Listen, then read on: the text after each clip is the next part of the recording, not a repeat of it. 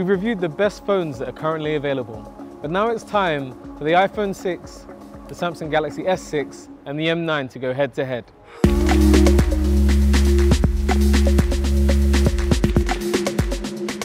When it comes to design, all three phones have a pretty good track record, but one of them really stands out, the Samsung Galaxy S6. After giving us a whole heap of plastic phones that just didn't quite cut it, Samsung's finally given us something that looks and feels as expensive as it actually is. It now has an aluminium trim and a Gorilla Glass back and is clearly inspired by the iPhone. The HTC One M9 does have its design merits, but it's not dramatically different from the One M8. You still get that curved metal unibody with a new two-tone finish on the trim, but it looks better on the darker coloured models.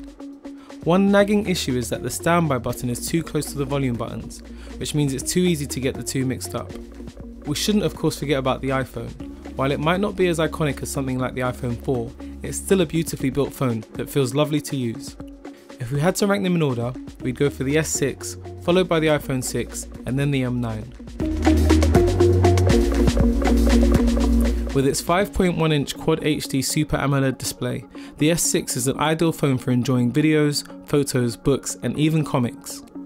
Because it's an AMOLED screen, it has superb contrast with deep black tones, and the punchy colours produced by this phone's screen are the most accurate from Samsung so far. The iPhone 6's 4.7-inch Retina screen appears more neutral and true to life, but it isn't as sharp. It only has 326 pixels per inch on its screen, compared to 577 on the S6. Still, it looks decent enough, and the IPS LCD screen delivers good colours and contrast, even if it can't match the S6 in either case. The HTC One M9 has a 1080p resolution screen with 441 pixels per inch. Again, it's not as sharp as the S6's display.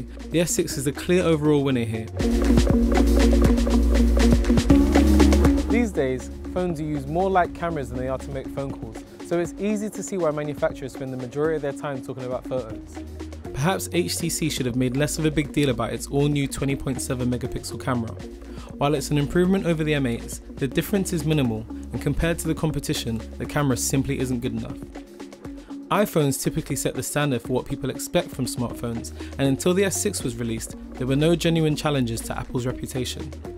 Armed with an improved 16 megapixel main camera and a 5 megapixel front-facing camera, the Galaxy S6 has the most versatile and consistent high-quality camera.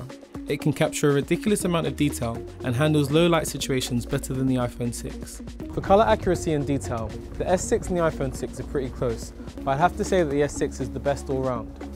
If the camera had a faster autofocus and it was more reliable, I'd have given it a 10 out of 10. But the occasional out of focus image slightly tainted my experience with the S6's otherwise fantastic camera. Battery life is one of the things that people worry about most with their phones. Sadly, none of these phones really shine in this department. The Galaxy S6, for example, has a smaller battery and a higher resolution screen than the S5, which is bound to reduce your running time. The iPhone 6 has never had the best battery life either. On paper, the M9 ought to have the best battery life, as it has the highest capacity battery of the three. To test this, we watched the same Netflix TV episode on each phone at the same brightness. How did they fare? Well, you can throw the phone book out of the window because the iPhone 6 came out on top. It lost only 12% of its battery during the 55-minute episode. Next was the Galaxy S6, which only lost 13% of its battery in our test. The M9, however, lost a much larger 15% of its battery, which amounts to only 6 hours or so of video streaming on a full charge. The iPhone 6 wins by a small margin then, but none of these phones are the very best when it comes to battery life. So we've covered the key areas, but what about those party pieces? These are the features that separate all of the phones from each other. For the M9, it still has to be those speakers. Audio performance is head and shoulders above the S6 and the iPhone 6 for warmth and overall sound quality. The one thing that the S6 can do that the One M9 and the iPhone 6 can't is wireless charging. It does mean sacrificing the removable battery, which we know a lot of people love. The good news is that it's compatible with all wireless charging standards. That means it should work with third-party chargers, and even IKEA is launching furniture with wireless charging support. Our favourite iPhone 6 feature meanwhile has to be slow motion video. You can shoot video in 720p HD at an incredible 240 frames per second and select which parts of the video you want to slow down. Basically, it's a lot of fun and we can't stop playing with it. So that's it. We've had a look at all of the current flagships, and if we had to pick a winner, I've got to give it to the Galaxy S6. This is the best phone that money can buy right now.